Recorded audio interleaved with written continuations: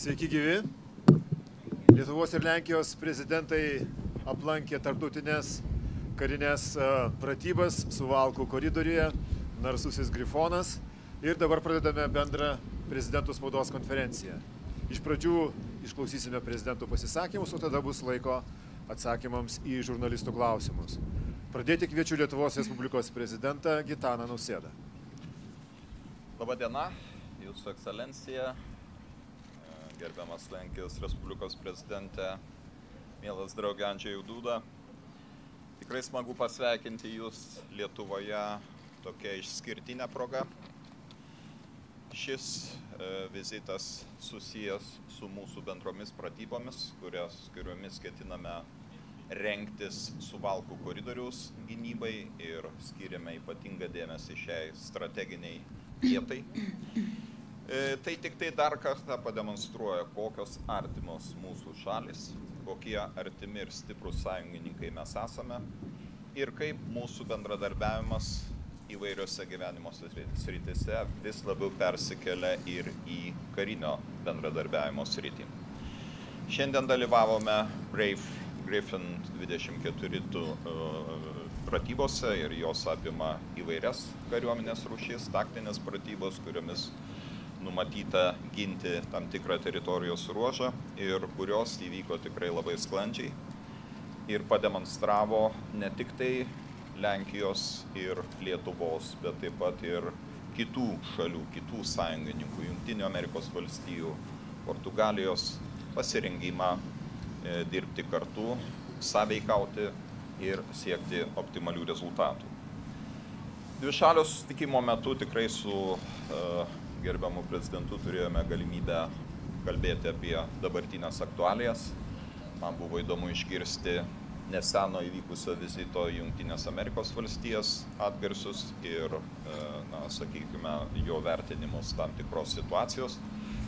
Taip pat labai svarbu buvo sužinoti Lenkijos prezidento nuomonę dėl Sakartvelo įvykių, kadangi praėjusiam dienomis turėjau kaip tik pokalbį telefoninį su Sakartvelo prezidente ponia Zurabašvili ir deja tie įvykiai, įstatymų pakeitimai, kurie ten yra numatomi, jie akivaizdžiai demonstruoja, kad mūsų artima šalis, Sakartvelas, neartėja, o tolsta nuo europinių idealų ir tikrai sudaro kliūčių toliau sklandžiai eiti eurointegracijos keliu. Todėl turime tai reaguoti.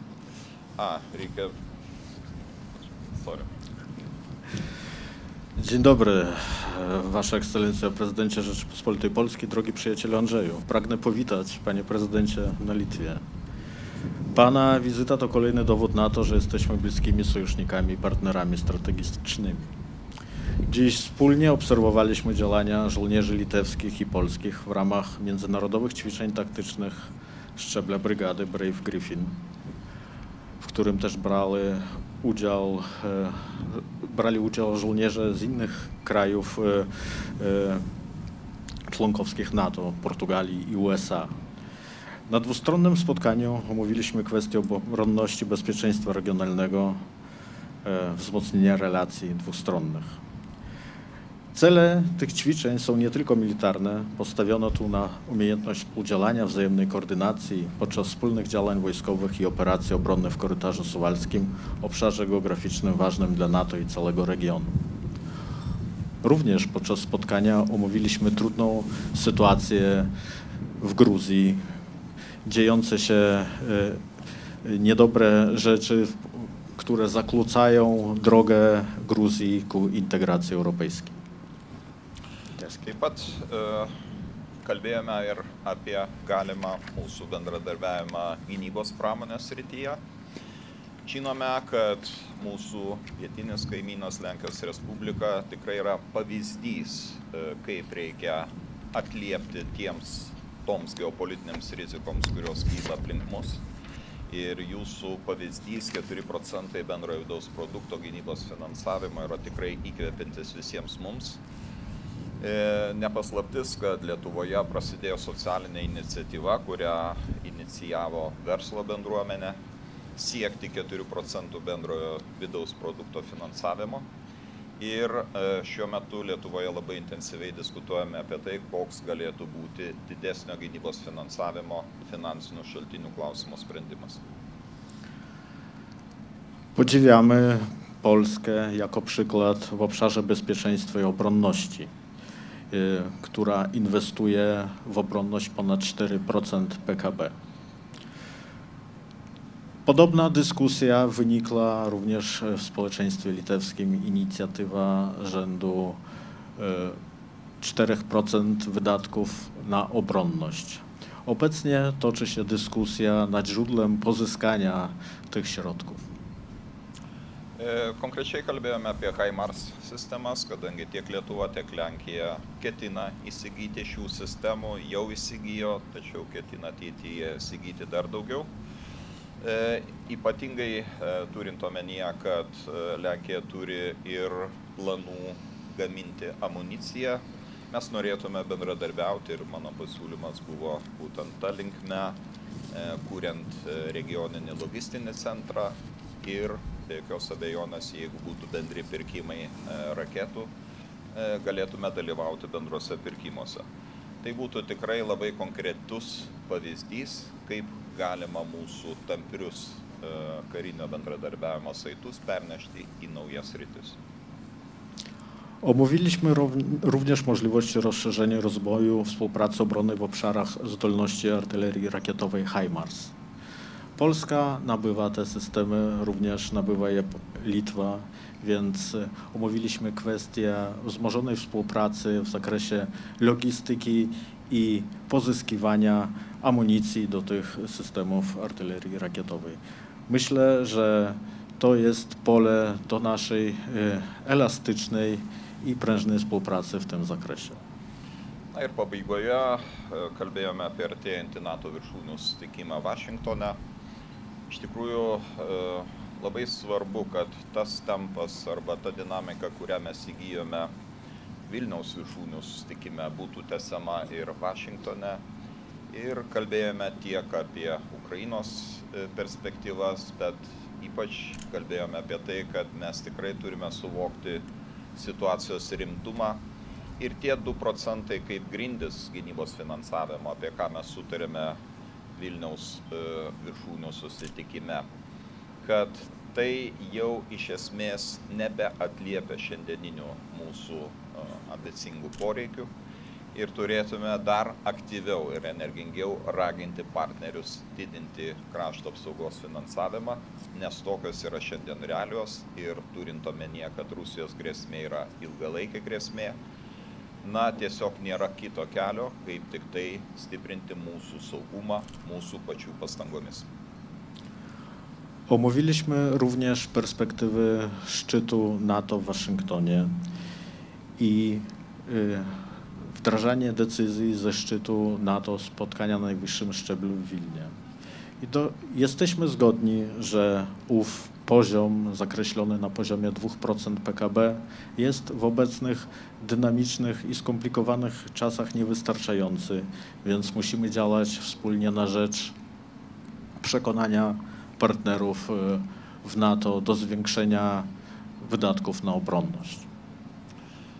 Dar kartą dėkoju, gerbiamas prezidente, mielas Andžejau, už šį vizitą. Turbūt tai yra tikrai pavyzdiniai santykiai kaimininių valstybių, kuriais galime tik tai pasidžiaugti. Šiais laikais, kuomet yra priešų, strateginių priešų ir visokių kitokių varžovų, tokie puikūs, idealūs, netgi sakyčiau, gal skambės labai iššaukiančiai, tačiau sakyčiau, net idealūs santykiai ir tarp Lietuvos ir Lenkijos demonstruoja tikrai mūsų tautų artumą ir aš manau, kad mes dar neišnaudojame viso potencialo mūsų galimo bendradarbiavimo.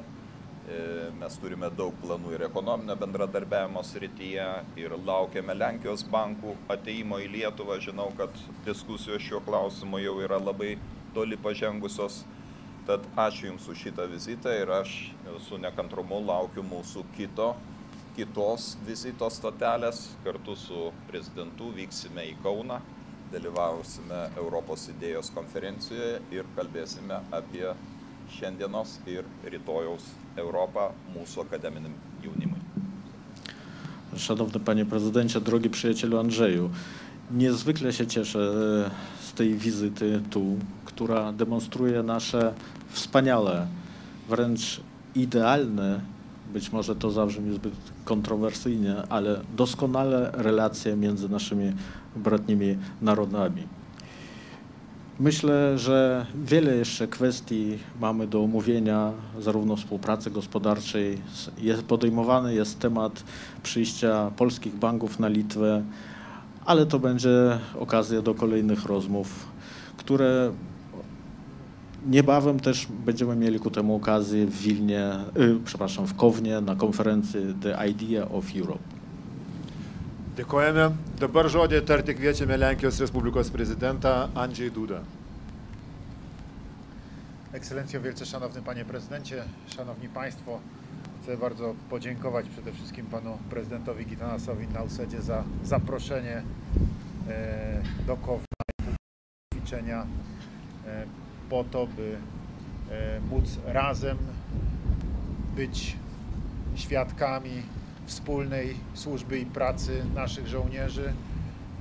To jest bardzo ważne ćwiczenie. Chcę z całą mocą podkreślić, że stanowi ono dowód na to, że polscy żołnierze są gotowi do tego, by przyjść w razie potrzeby swojemu litewskiemu sojusznikowi i sąsiadowi z pomocą. Dziękuję też żołnierzom 15. Brygady zmechanizowanej z Giżycka za to, że są tutaj obecni, biorą udział w tym ćwiczeniu. Proszę Państwa, to ćwiczenie Brave Griffin jest jak gdyby, można powiedzieć, w jakimś sensie kontynuacją ćwiczenia Dragon 24, w którym uczestniczyliśmy niedawno z Panem Prezydentem. Być może Państwo pamiętacie, obserwowaliśmy przekraczanie przez wojska sojusznicze Wisły w Polsce z zachodu w kierunku wschodnim, właśnie po to, by w razie czego jednostki sojusznicze były w stanie stanąć do obrony Przesmyku Suwalskiego, najbardziej dzisiaj chyba strategicznego miejsca na całej mapie Europy, jednego z całą pewnością z najbardziej strategicznych miejsc na świecie. Miejsca, które dzisiaj niestety trzeba sobie powiedzieć jasno, jest w potencjalnym zagrożeniu. Od 2001 roku obserwujemy bowiem tutaj w tym obszarze hybrydowy atak ze strony reżimu białoruskiego zarówno na polską, jak również na litewską granicę. Gerbiamas prezidente, gerbėmieji, širdingai dėkoju už galimybę būti šiandien čia ir stebėti šitas bendras mūsų sąjungininkų pratybas, kad kartu liudytume lietuvių, lenkų ir sąjungininkų karių pasiryžimą kartu bendromis jėgomis ginti šio regiono saugumą ir įrodytume, kad lietuvių, lenkų ir sąjungininkų kariai yra pilnai tam pasiruošę. Šiandienos pratybos buvo tikrai geras to įrodymas pasiruošimo. Labai džiaugiuosi, kad ir 15-oji mechanizuota brigada iš Gižicko čia dalyvavo ir taip pat pademonstravo puikius savo sugebėjimus veikti sinergijoje kartu su sąjungininkų kariais. Brave Griffin pratybos tęsia Dragon 24 pratybas, kuomet iš Vyslos, kuomet Lenkijoje kartu su prezidentu stebėjome, kaip iš Vyslos sąjungininkų kariuomenės keltųsi į rytus, kad galėtų apginti Suvalkų koridorių, kuris šioje šiandieninėje situacijoje yra esminis, nepaprastai strateginė teritorija ne tik tai Lietuvai ir Lenkijai, bet taip pat ir visai Europai, o gal ir visam pasauliui. Kadangi, kaip žinia, nuo 2021 metų stebime hibridinės atakas iš Baltarusijos teritorijos nukreiptas tiek į Lietuvą, tiek į Lenkiją, tiek į šio regiono šalis. 3 lata, można powiedzieć, z różną intensywnością, ale okresowo bardzo intensywnie trwa ta hybrydowa presja na granicę. Odczuwa to zarówno Polska, jak i Litwa, odczuwa to także Łotwa. Niedawno był także i atak na granicę Finlandii. Wiemy o tym wszyscy i w związku z tym nie ma żadnych wątpliwości, że dzisiaj ten obszar przesmyku suwalskiego jest terenem szczególnie zagrożonym. Tą presję hybrydową, migracyjną na nasze granice oczywiście jesteśmy w stanie odeprzeć przy pomocy naszych funkcjonariuszy Straży Granicznej wspieranych przez wojsko, ale rzecz jasna nie mamy żadnych wątpliwości, że jest to testowanie naszych zdolności reagowania, że jest to testowanie naszych zdolności obronnych. Dlatego to dzisiejsze ćwiczenie, które pokazuje czysto militarną gotowość naszych wojsk do obrony tego obszaru Europy i państw NATO, ma znaczenie ogromne, jeżeli chodzi o także i element odstraszający, zniechęcający do potencjalnego atakowania. Dlatego cieszę się bardzo, że w tym ćwiczeniu nasi żołnierze mogli brać udział razem. Myślę tutaj o żołnierzach polskich i litewskich, ale cieszę się również bardzo z tego, że byli także i inni nasi sojusznicy, jak Państwo widzieliście, żołnierze Armii Stanów Zjednoczonych, żołnierze Armii Portugalskiej. To jest klasyczna współpraca i klasyczne zgrywanie procedur i umiejętności pracy żołnierzy w ramach działań sojuszniczych Sojuszu Północnoatlantyckiego, więc to ćwiczenie z całą pewnością było ważne. Dla nas w Polsce ono miało jeszcze jeden bardzo ważny aspekt, a mianowicie relokację grupy batalionowej 15. Brygady Zmechanizowanej z jej macierzystej jednostki tutaj na Litwę, co musiało nastąpić w szybkim tempie, nie tylko sami żołnierze, ale jak Państwo widzieliście również i wozy bojowe, a więc całe ich wyposażenie potrzebne do podejmowania interwencji obronnej musiało się tutaj w szybkim tempie na Litwę przemieścić, co jest oczywistym elementem także i treningu właśnie do tego, by w razie potrzeby móc taką akcję szybko przeprowadzić. Jau 3 metus stebime intensyves hibridinės atakas, nukreiptas ir prieš Lenkiją, ir prieš Lietuvą, ir prieš Latviją, o taip pat neseniai ir prieš Suomijos teritoriją. Taigi nepaprastai svarbu yra tai, kad pratybose yra mokomasi, kaip reikėtų apginti Suvalkų, šį labai jautrų regioną, Suvalkų koridorių.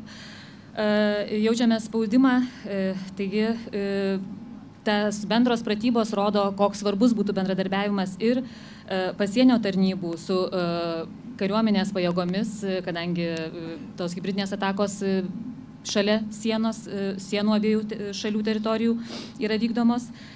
Tai buvo nepaprastai svarbu ištestuoti. Taip pat ir nepaprastai svarbu parodyti NATO sąjungininkų pasirengimą atremti galimas atakas ir vykdyti atgrasimo politiką, rengtis tai atgrasimo politikai. Labai džiaugiuosi, kad šiandien pratybose dalyvavo ne tik tai Lenkijos ir Lietuvos, bet taip pat ir sąjungininkų, Jungtinių Amerikos valstijų ir Portugalijos kariai. Tai yra klasikinis NATO sąjungininkų šalių bendradarbiavimas, saugumo užtikrinimo ir atgrasimo politikai būtinas.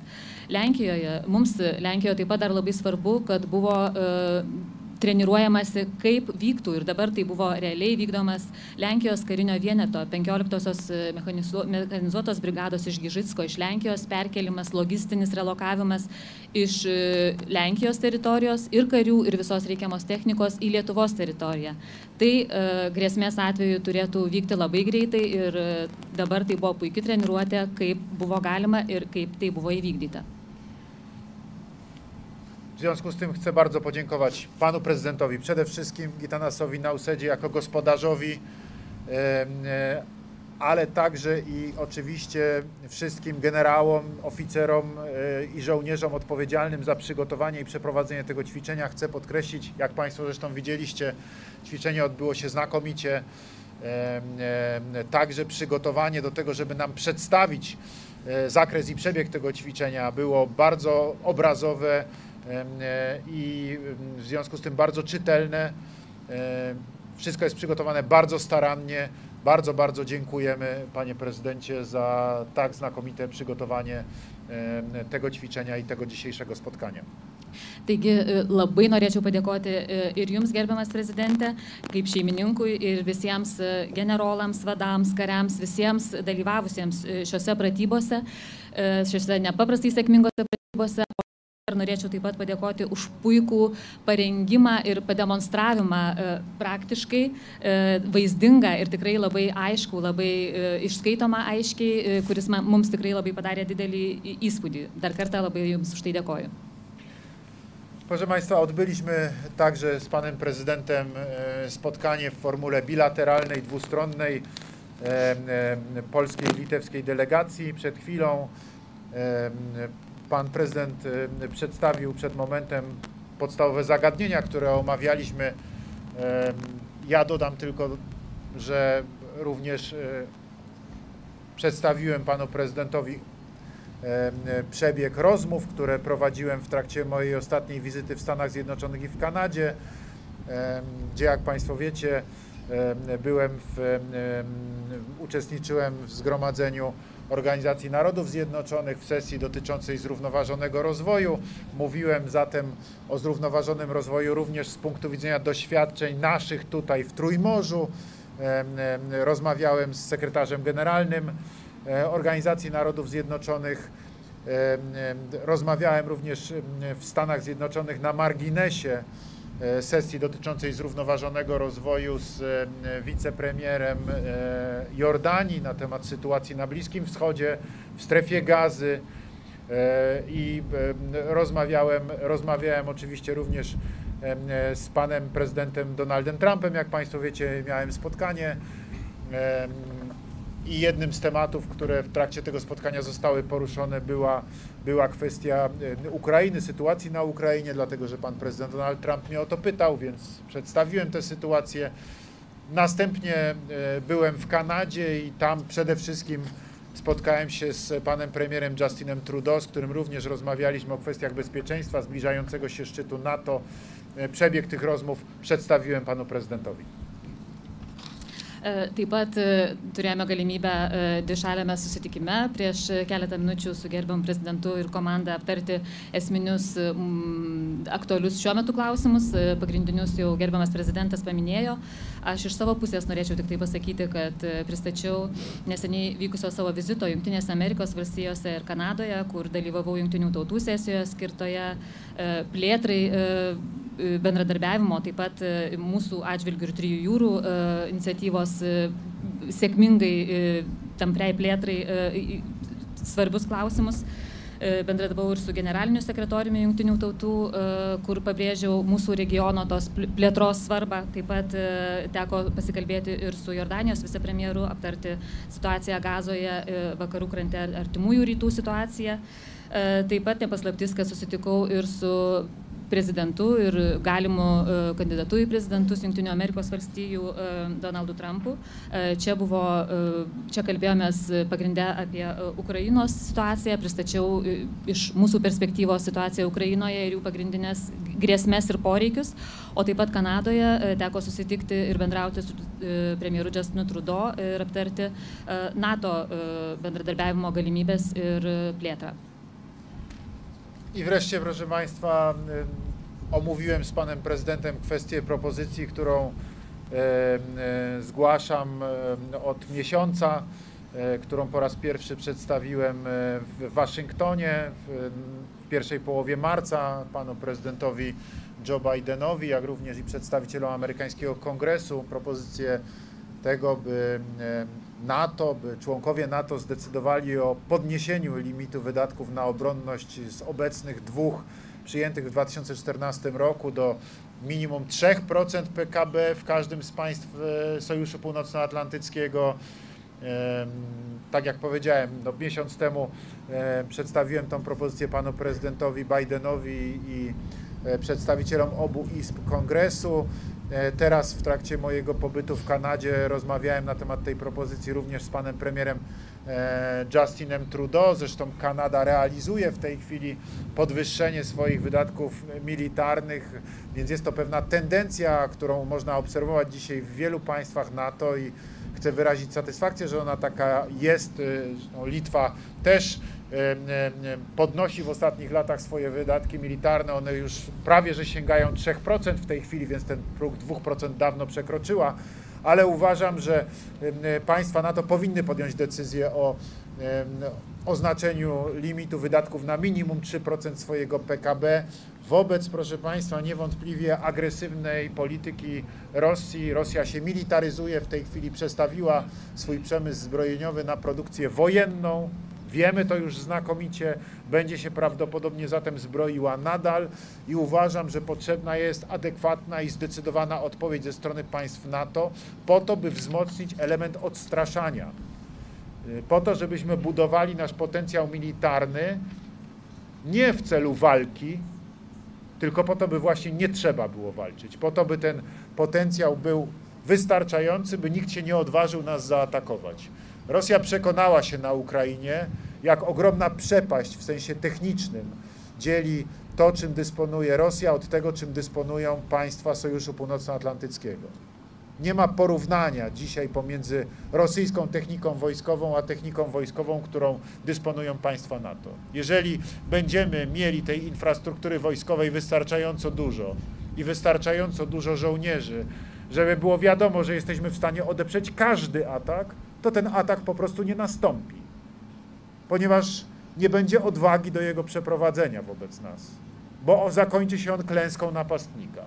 W związku z powyższym musimy zmobilizować się i dokonać takich zakupów infrastruktury i takiego podwyższenia poziomu gotowości do obrony, aby to bezpieczeństwo nam wobec wzrastającego rosyjskiego imperializmu zapewnić. Stąd uważam, że tak jak to było w okresie zimnej wojny, kiedy szalał imperializm sowiecki, kiedy Rosja sowiecka groziła wojną, zbroiła się za żelazną kurtyną, tak jak wtedy państwa NATO wydawały 3% na obronność i do wojny nie doszło, tak uważam, że powinno być również i teraz, ponieważ rosyjski imperializm ponownie pokazuje swoją najgroźniejszą twarz. Przekonuję do tego dzisiaj naszych sojuszników. Rozmawiałem przed chwilą o tym z panem prezydentem Gitanasem Nausedą. Mam nadzieję, że będzie to temat, o którym będziemy dyskutowali na zbliżającym się szczycie NATO w Waszyngtonie.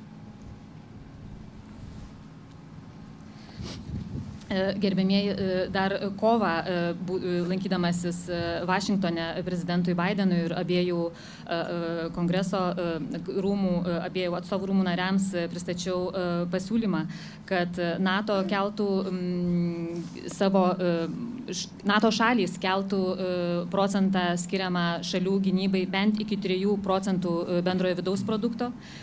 Kanadoje irgi tą patį pasiūlymą pateikiau, kad proporcingai būtų didinamas procentas skiriamas gynybai.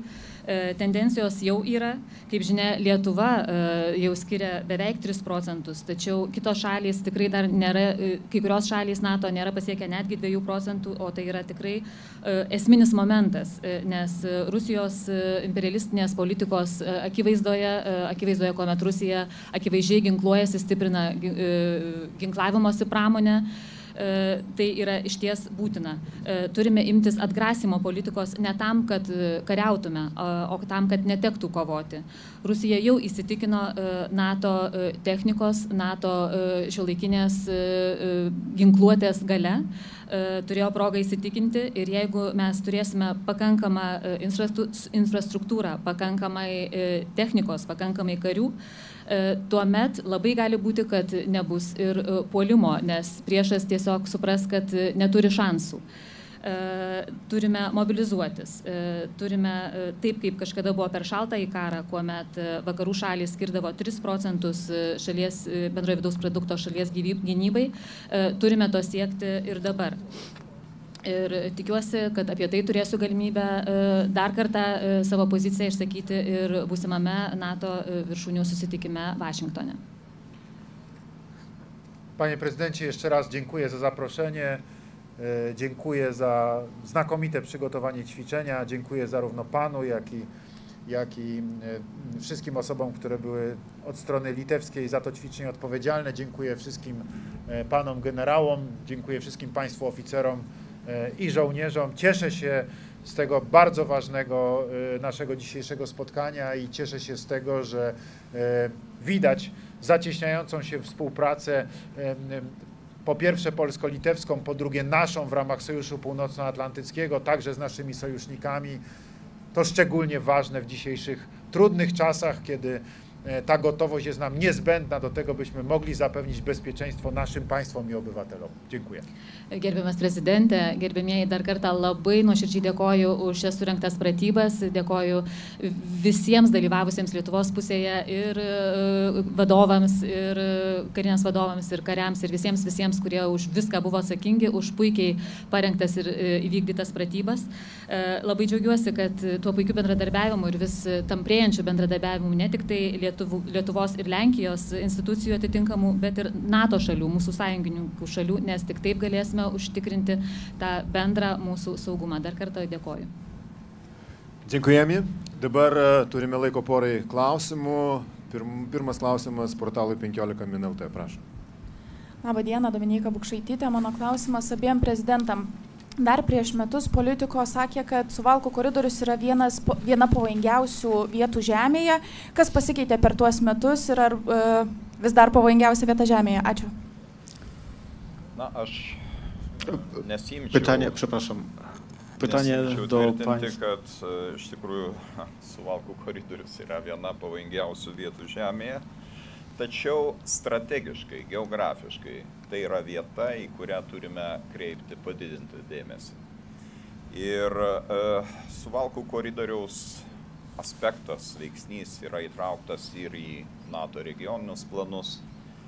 Ir visi puikiai suprantame, kad šita sąsmauka, kuri yra tarp šiuo atveju Baltarusijos, vienos iš nedraugiškų šalių, ir Rusijos federacijos anklavo Kaliningrado srityje, iš tikrųjų strategiškai gali suponuoti mėginimą prasiveržti ir tuo pačiu atkirsti besiginančias NATO pajėgas čia Baltijos šalyse nuo likusios NATO teritorijos. Tačiau mūsų bendros pratybos, mūsų dėmesys Suvalkų koridoriui kaip tik ir yra pastangos, kad ši vietovė arba šis žemės ruožas taptų kiek galima saugesniu. Ir iš nesaugos aspekto jisai taptų saugumo aspektu. Ir aš manau, kad šiandien tikrai turėjome puikią progą įsitikinti, kad tas saveikumas arba koordinavimas veiksmų tarp skirtingų NATO sąjungininkų, jis ne tik tai yra, bet jis yra tikrai kokybiškas. Geriausias būdas įsitikinti, kaip veikia teorinės schemos arba teoriniai planai, yra patikrinti tai praktikoje. Ir aš nebejoju, gerbiamas prezidente, kad mes ir ateityje turėsime tokių pratybų, kurios bus skirtos vis naujiems aspektams.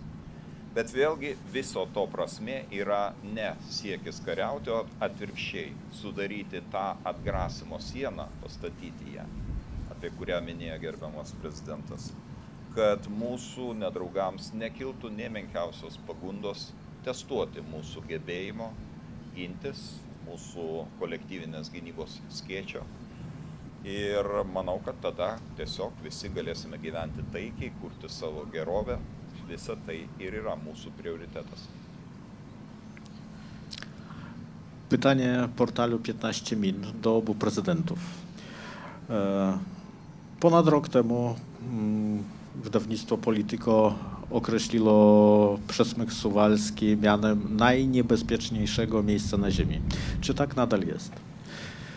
Pan prezydent Gitanas Nausėda odpowiada, że Przesmyk Suwalski może wydawać się takim niebezpiecznym miejscem na mapach, ponieważ jest miejscem pomiędzy dwoma krajami, które stanowią zagrożenie, czyli Białorusią i obwodem królewieckim, rosyjskim obwodem królewieckim.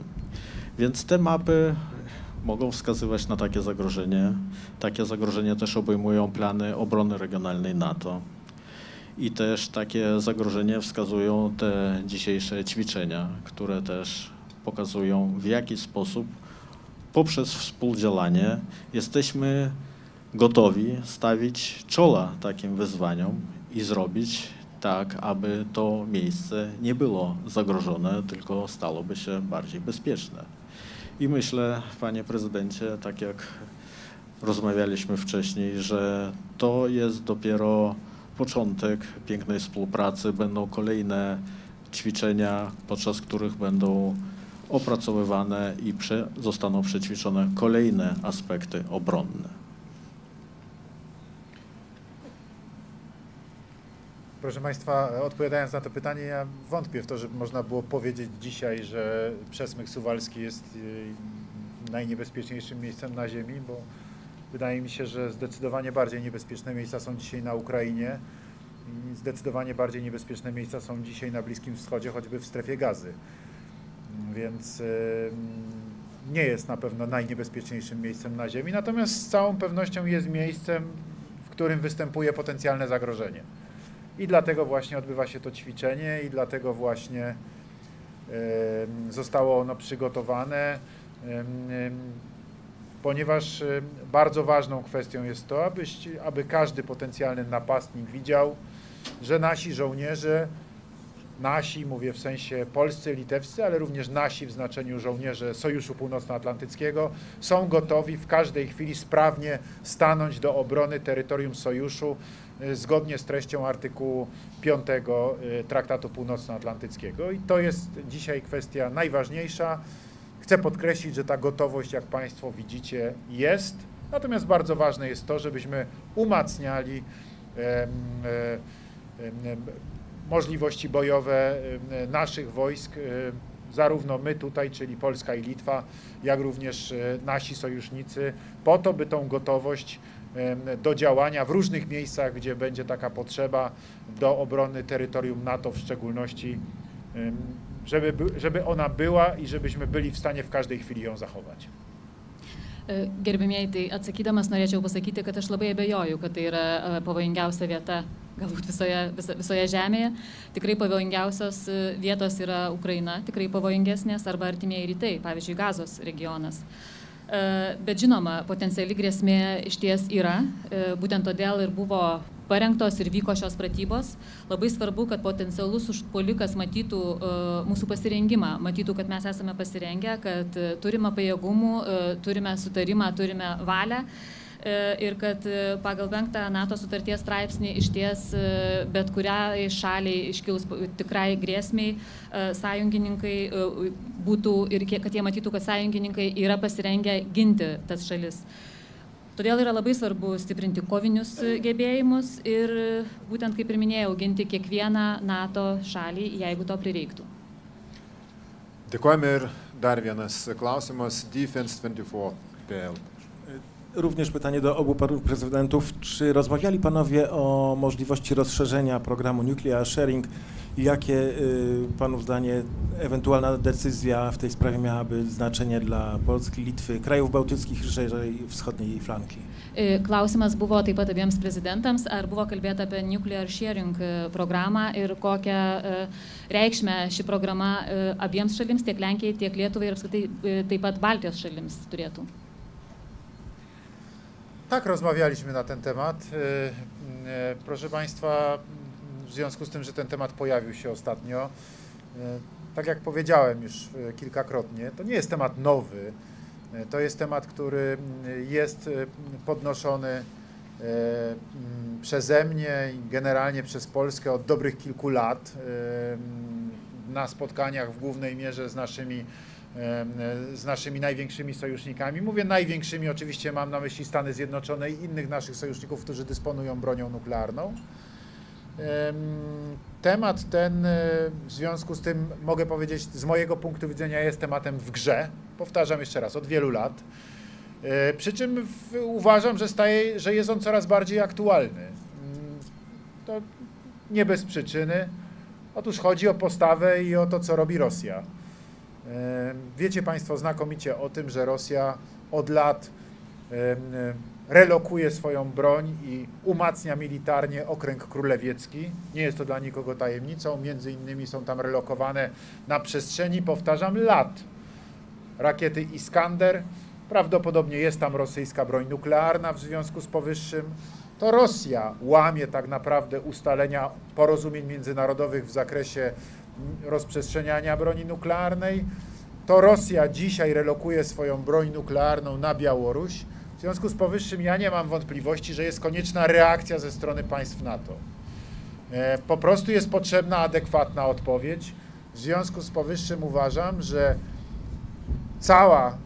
cały obszar Sojuszu Północnoatlantyckiego powinien być szczelnie chroniony bronią nuklearną i w związku z powyższym uważam, że program Nuclear Sharing powinien zostać rozszerzony także na państwa wschodniej flanki NATO i jako przedstawiciel jednego z tych krajów podnoszę w związku z tym ten temat, jednocześnie zapewniając o gotowości do udziału w tym programie, w programie Nuclear Sharing, ale powtarzam, jako odpowiedź na działania, które Rosja prowadzi od dawna, łamiąc w tym zakresie porozumienia międzynarodowe i stwarzając zagrożenie dla państw wolnego świata.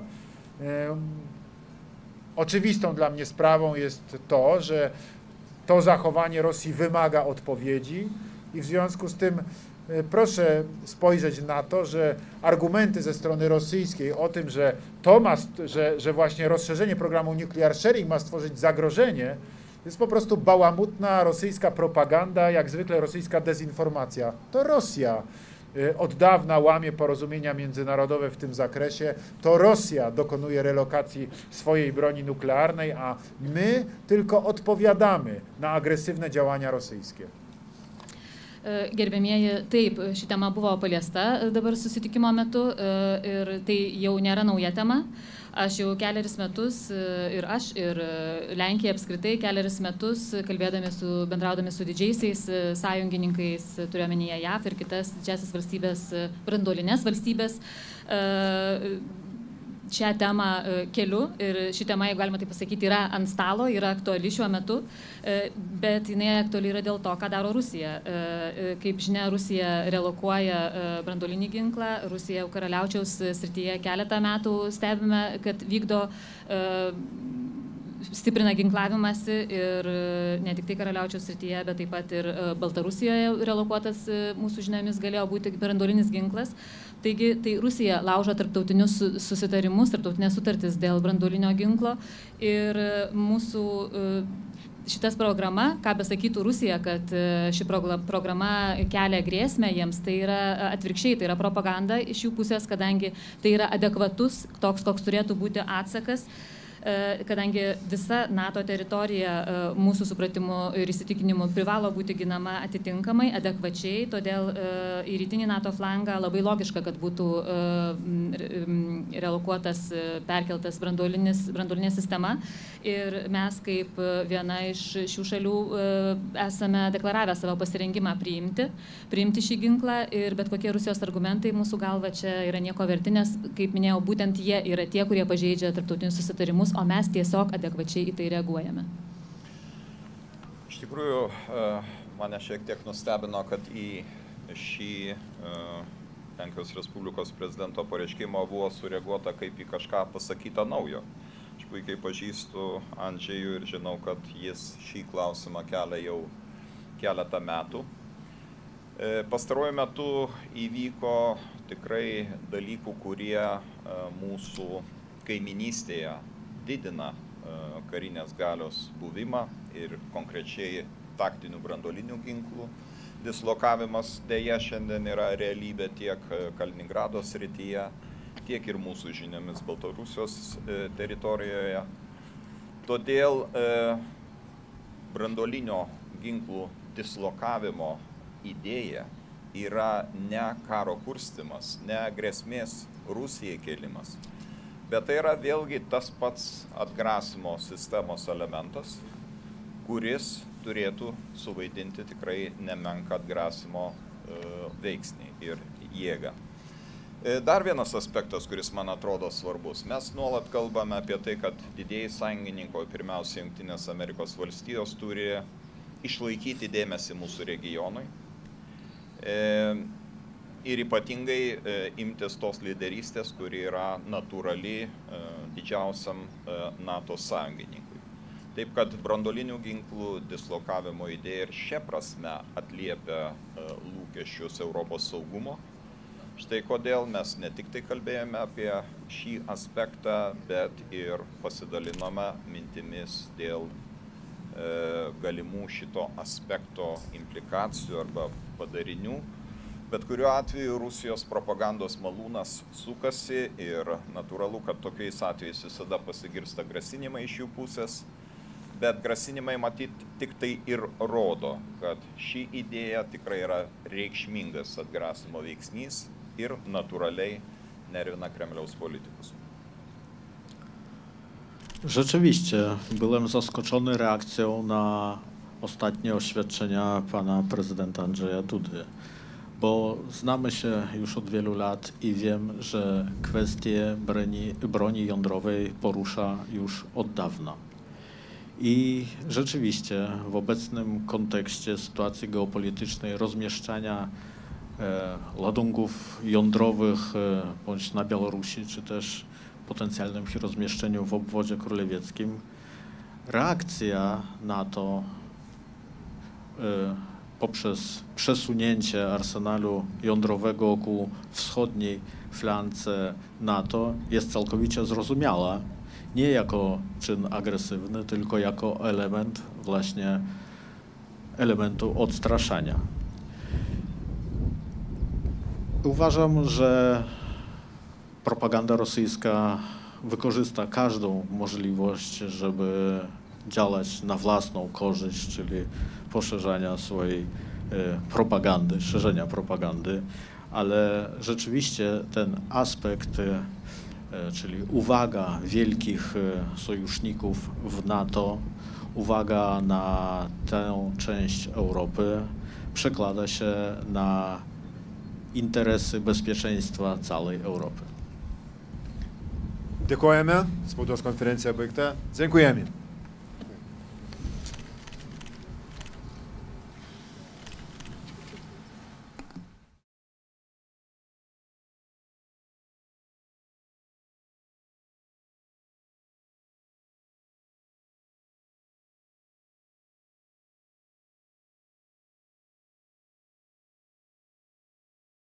Sveiki gyvi. Lietuvos ir Lenkijos prezidentai aplankė tarptautinės karinės pratybas Suvalkų koridoriuje, Narsusis Grifonas, ir dabar pradedame bendrą prezidentų spaudos konferenciją. Iš pradžių išklausysime prezidentų pasisakymus, o tada bus laiko atsakymams į žurnalistų klausimus. Pradėti kviečiu Lietuvos Respublikos prezidentą Gitaną Nausėdą. Labą dieną, Jūsų ekscelencija, gerbiamas Lenkijos Respublikos prezidentė, mielas draugė Andžejus Duda. Tikrai smagu pasveikinti Jūs Lietuvoje tokia išskirtinė proga. Šis vizitas susijęs su mūsų bendromis pratybomis, kuriomis ketiname rengtis Suvalkų koridoriaus gynybai ir skiriame ypatingą dėmesį šiai strateginiai vietai. Tai tik tai dar kartą pademonstruoja, kokios artimos mūsų šalis, kokie artimi ir stiprus sąjungininkai mes esame ir kaip mūsų bendradarbiavimas įvairiose gyvenimo srityse vis labiau persikelia ir į karinio bendradarbiavimo sritį.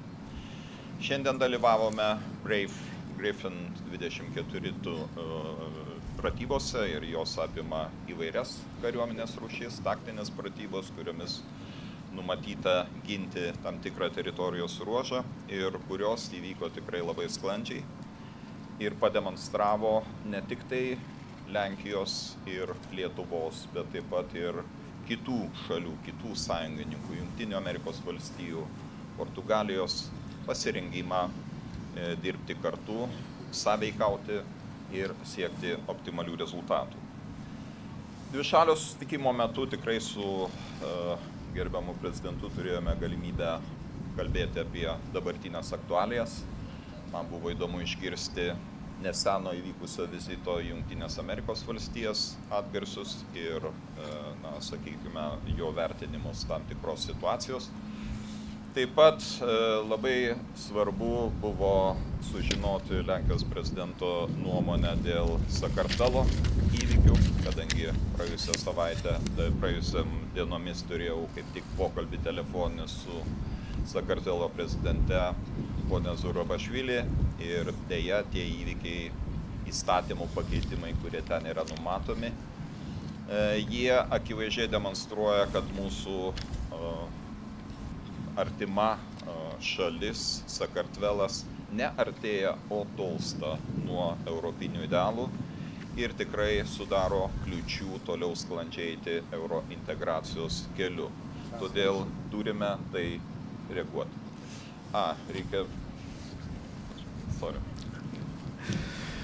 Dzień dobry, Wasza Ekscelencjo, Prezydencie Rzeczypospolitej Polskiej, drogi przyjacielu Andrzeju. Pragnę powitać, Panie Prezydencie, na Litwie. Pana wizyta to kolejny dowód na to, że jesteśmy bliskimi sojusznikami i partnerami strategicznymi.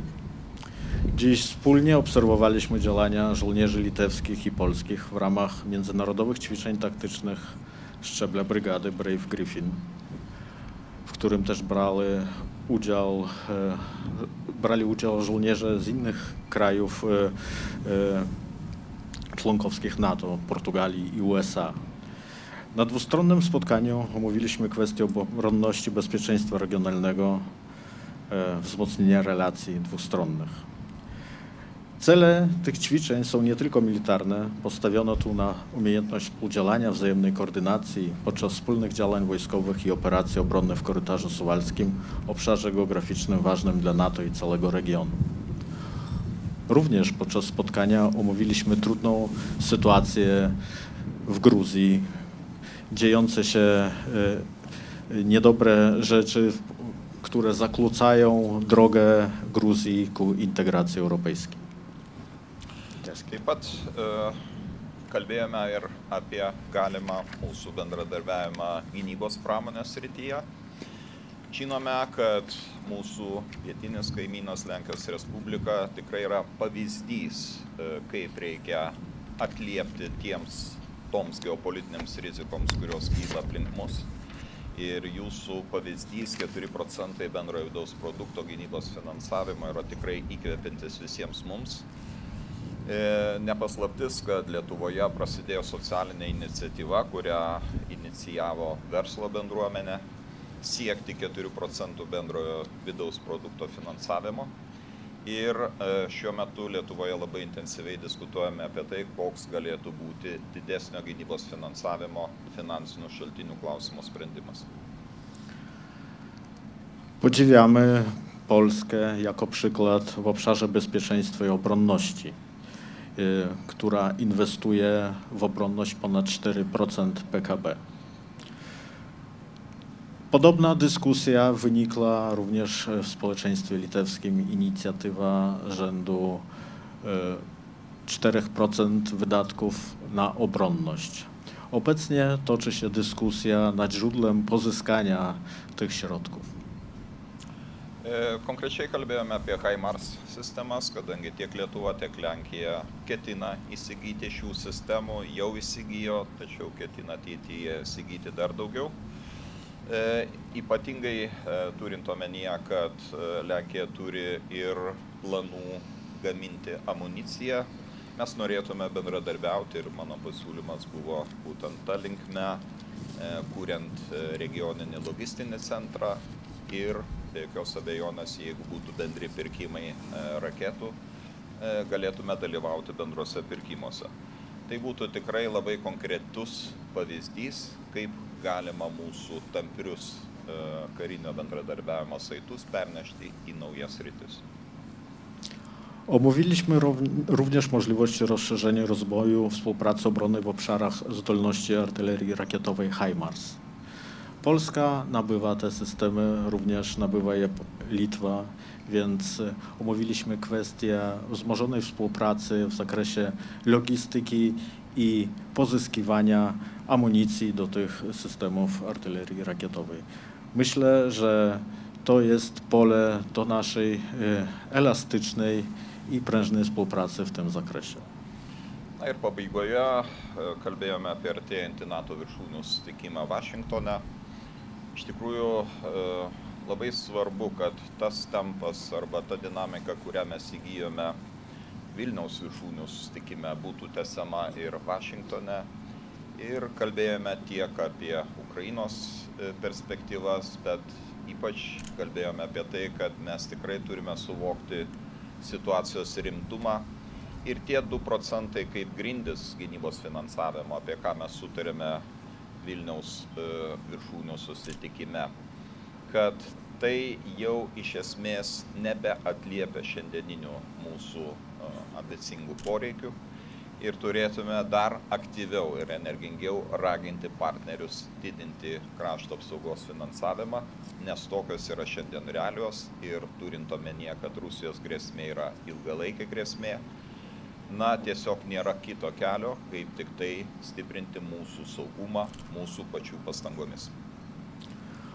Omówiliśmy również perspektywy szczytu NATO w Waszyngtonie i wdrażanie decyzji ze szczytu NATO spotkania na najwyższym szczeblu w Wilnie. Jesteśmy zgodni, że ów poziom zakreślony na poziomie 2% PKB jest w obecnych dynamicznych i skomplikowanych czasach niewystarczający, więc musimy działać wspólnie na rzecz przekonania partnerów w NATO do zwiększenia wydatków na obronność. Dar kartą dėkoju, gerbiamas prezidente, mielas Andžejau, už šį vizitą. Turbūt tai yra tikrai pavyzdiniai santykiai kaimininių valstybių, kuriais galime tik tai pasidžiaugti. Šiais laikais, kuomet yra priešų, strateginių priešų ir visokių kitokių varžovų, tokie puikūs, idealūs, netgi sakyčiau, gal skambės labai iššaukiančiai, tačiau sakyčiau, net idealūs santykiai ir tarp Lietuvos ir Lenkijos demonstruoja tikrai mūsų tautų artumą ir aš manau, kad mes dar neišnaudojame viso potencialo mūsų galimo bendradarbiavimo. Mes turime daug planų ir ekonominio bendradarbiavimo srityje ir laukiame Lenkijos bankų ateimo į Lietuvą. Žinau, kad diskusijos šiuo